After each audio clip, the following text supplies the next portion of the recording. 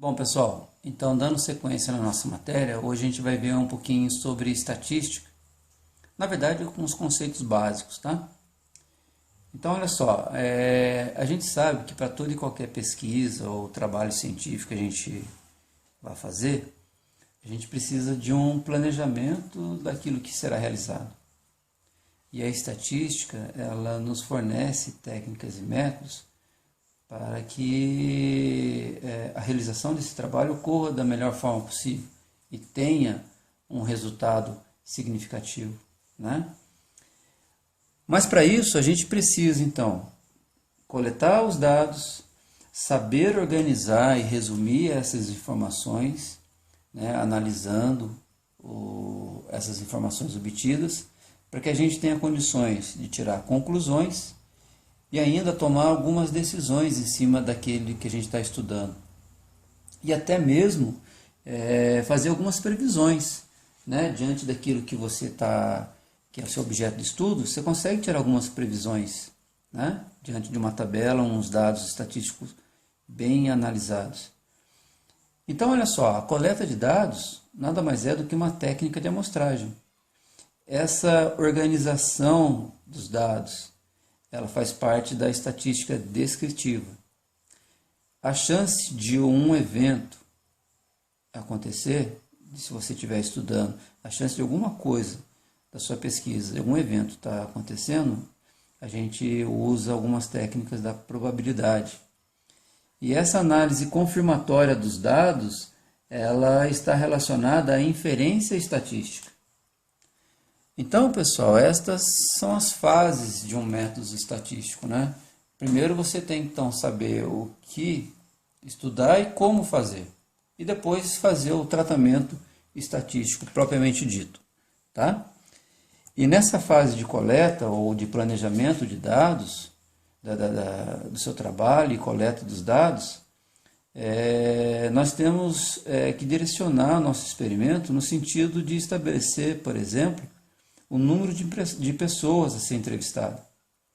E para isso nós temos essas duas definições aí, olha, de população e amostra.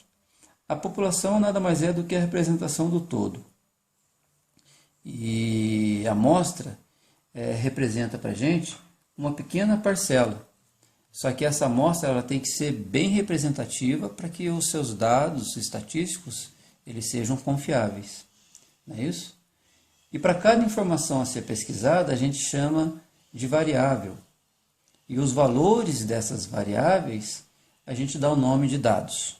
Beleza?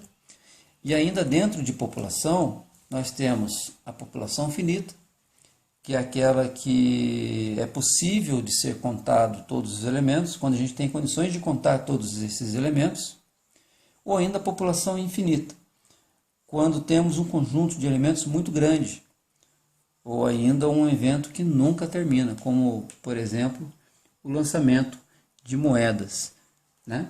E essas variáveis, por sua vez, elas podem ser classificadas como sendo qualitativa ou variáveis quantitativas. A qualitativa não possui nenhum valor mensurável, ela só apresenta para a gente uma classificação, e elas podem ser subdivididas em nominal ou ordinal.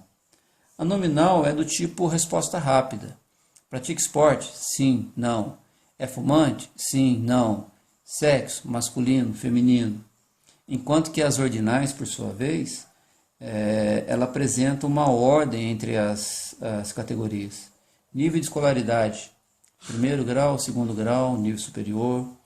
Estágio de uma doença, inicial, intermediário, final ou terminal, não é isso? E temos também as variáveis quantitativas, que são aquelas que a gente pode medir, né? São aquelas variáveis mensuráveis. E dentro dessas nós temos as discretas, são aquelas que apresentam valores bem definidos e geralmente são resultados de um processo de contagem. Por exemplo, número de filhos, número de bactérias. E então, esses valores podem assumir números finitos ou um infinito contáveis. Por exemplo, número finito é número de filhos, assumir valores finitos.